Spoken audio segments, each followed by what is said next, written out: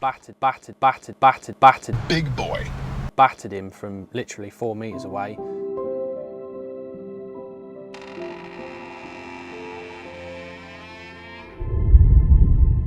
June the 16th can only mean one thing, and that's the swing tip challenge for Bream. This year though, we're not employing old school tactics, it's high tech all the way.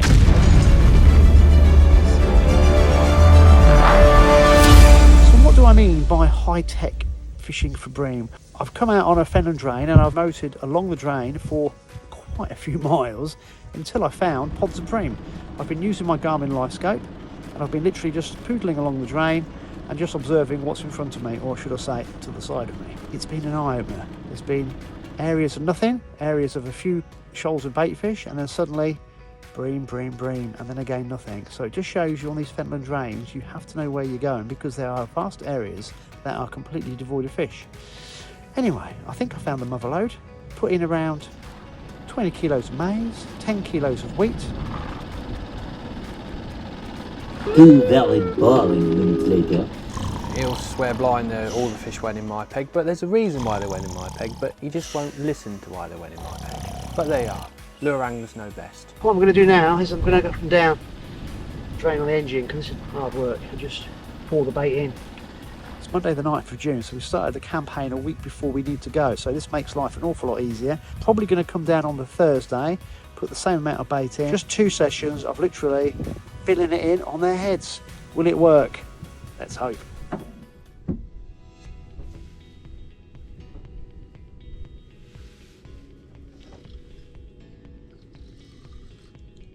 Got one? Yeah.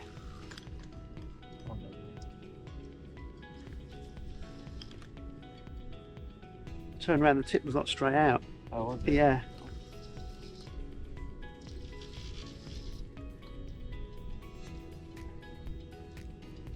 Bream or 10? It's got to be, I think it's Bream. Yeah, sure. You're going to have to bear with us on this one, guys. The video for this was not easy.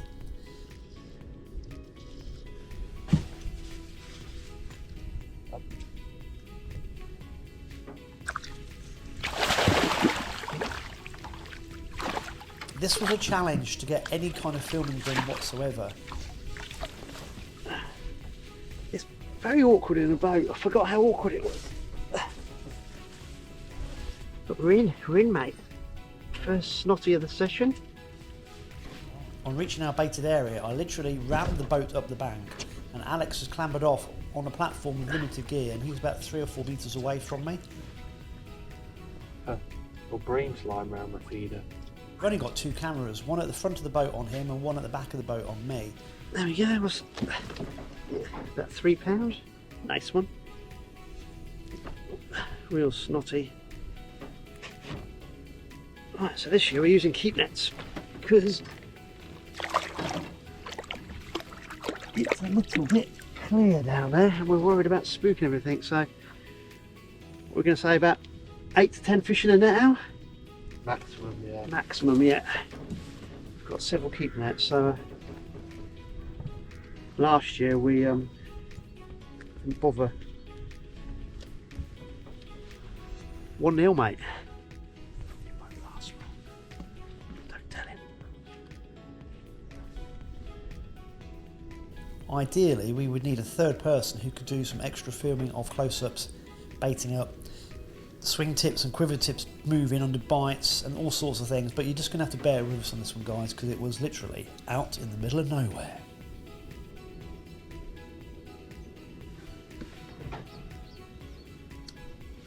Mate, I've got size 8. Hoorah. Dendrobina.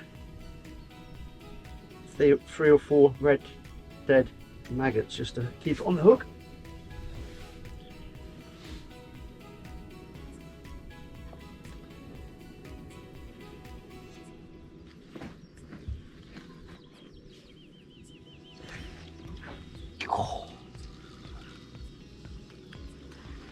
I think I might have to sit on my hands. That tip was straight out again. I didn't really see a bite on this. There's liners, mate, there. There's so many fish down there. Oh, that was in. That was sneaky of him. I'm looking at you.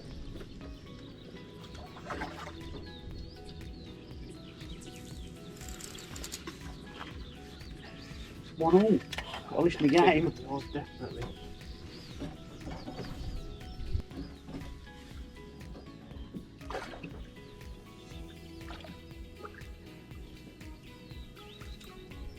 Oh yeah. Well, that's a good one. Yeah, I don't catch a little one. Oh, at least. So that's 4 or 5 pounds. It's probably 4.5 bars, yeah. Bloody hell, mate. What people. Seems so weird. What, catching a decent fish? They're catching the target species.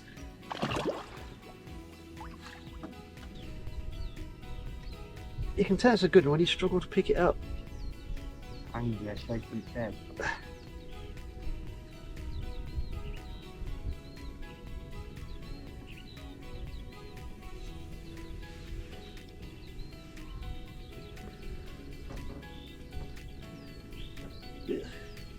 Snotty.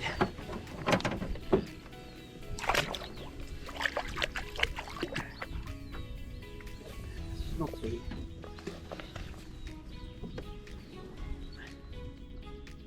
Did you cast in my swim then? Not unless you're swimming in front of me, mate. You have a bag early.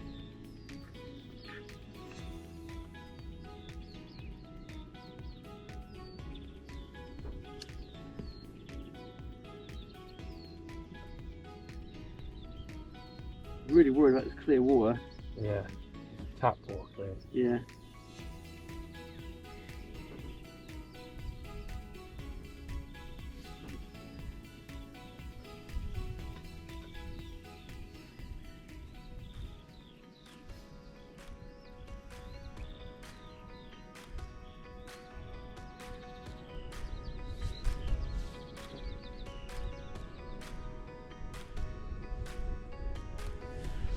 Corn, dendrobean and maggot. What a combo. Do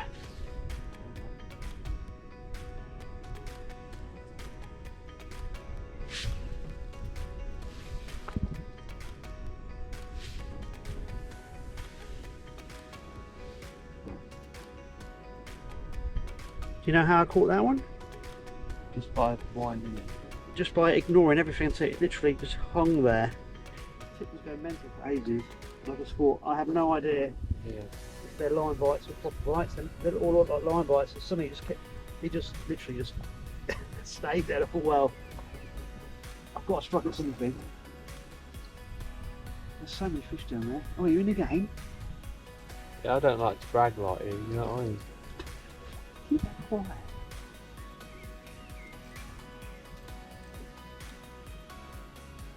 That's a big one. Why don't you just want to see that? That's like, just enjoying the day, mate, you know what I mean? Oh yeah, loads bigger than yours. Yours are babies, mate. If it was a weight competition, I'd be kissing it easy. You've got all the fat ones opposite you. SBP, innit? What's that? Superior bait presentation. Well, you are using a bolt rig. I'm not, look. Might do in about another hour. When they're all in my peg and not in yours. I didn't tell you that. I came down last night. I know you baited what you right inside. Nothing would surprise me.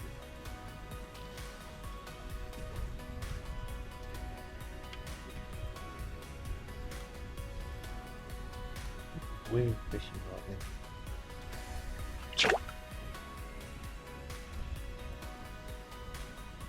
Fine, big good.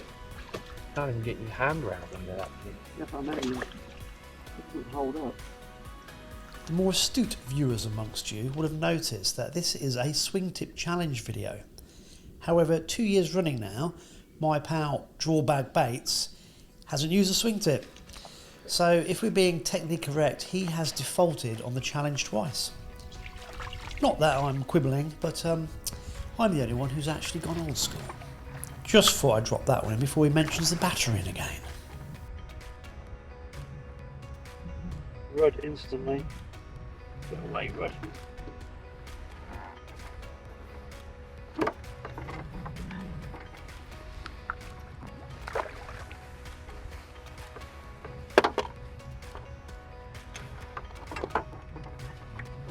threaded out, mate, instantly.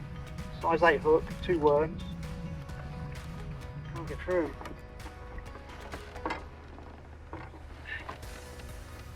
When I had 2 or 3 of those skimmers, I didn't get any rud. I think as soon as you got the bream in front of you, the rud move off.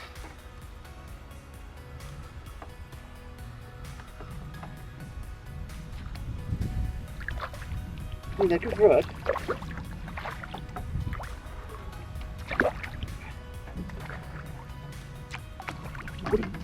Big bit of sweet corn helped probably make it worse, wouldn't it?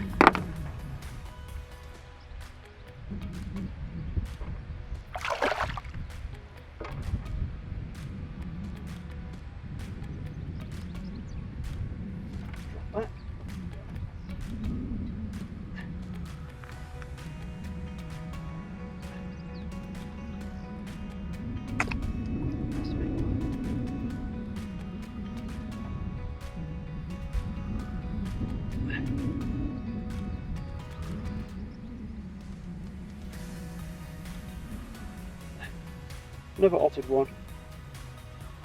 Yep.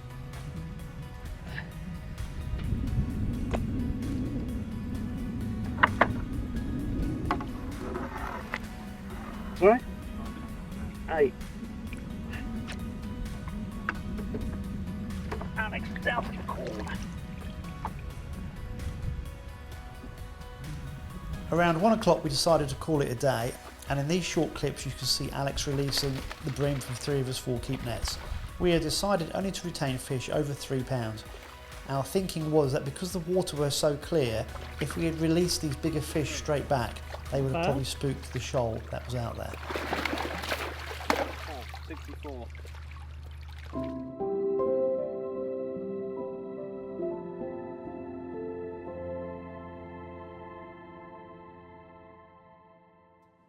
Right, so we'll talk about tactics and rigs and stuff like that. Even though Andy won't have it, the reason why I battered him from literally 4 metres away, you know, he'll swear blind that all the fish went in my peg, but there's a reason why they went in my peg, but he just won't listen to why they went in my peg. But they are.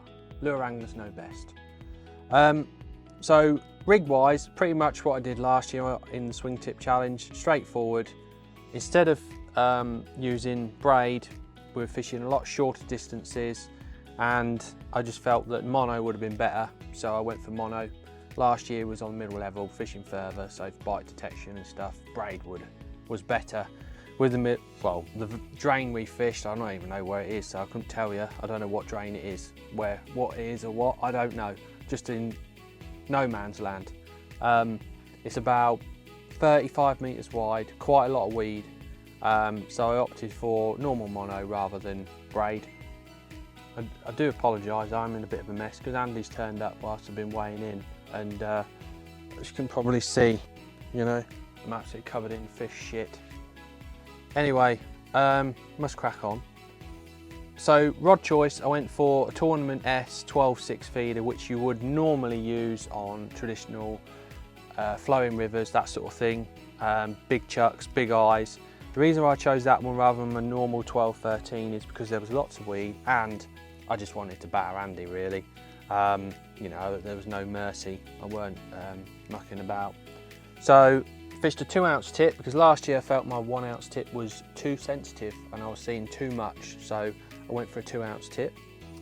And the rig, again, just a twisted loop with your stop and then a stop above it, so if I wanted to I could slide that down and fish it a proper bolt, as Andy goes on about quite a bit, but I didn't, so it was just a little free running. Regarding line, I didn't mess about either.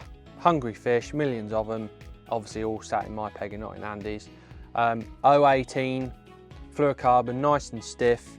I started on a 10 and 157 Hayabusa. I love these hooks for bream fishing. They don't normally come out, but I started on a 10 and I think it wasn't aggressive enough. I know it might sound daft, but I switched to an 8 and it was 10 times better. Hook holds were better, the bites were better. I could use a bigger worm and bigger bait so they could pick it out quicker. The other thing I did, which was noticeable between me and Andy, is because of the weed, when I chucked in, I hit my clip and held my rod and like fed the feeder down to the bottom, so I knew it was sat on the bottom. Because where I was fishing, there was a clump of weed here and a clump of weed there, and if you got it right, you could feel it down and you knew it was dunk right on the spot every time. When it went in a bit and held on the weed, you just caught one of them little fish that Andy caught, little rudd, like that. So that was the rig wise, very simple, very aggressive. The only way to catch bream like that when they're feeding like that is to be very aggressive. Feeder was a window again, didn't variate to a cage feeder like Andy, releasing all the bait for the rudd on the halfway down. Basically, I fed 1.5 kilos of worms, 4 pints of casters and a tin of corn. Basically fed all my bait and just capped it off with a bit of ground bait. But it was noticeable, the more worms I got in, the more bites I got, the quicker I got, the more they homed in on it. As you probably see from the video, it didn't take long to get bites and indications. So pretty simple. That was my setup. As you can probably see, there's still a load of ground bait still on my reel. We got through quite a bit. As we said, we fed a lot of particles, but the ground bait also plays a big part. There's no good having a nice fluffy ground bait when you want to get bait down and stick it down. You need something that's coarse and something that they want to eat.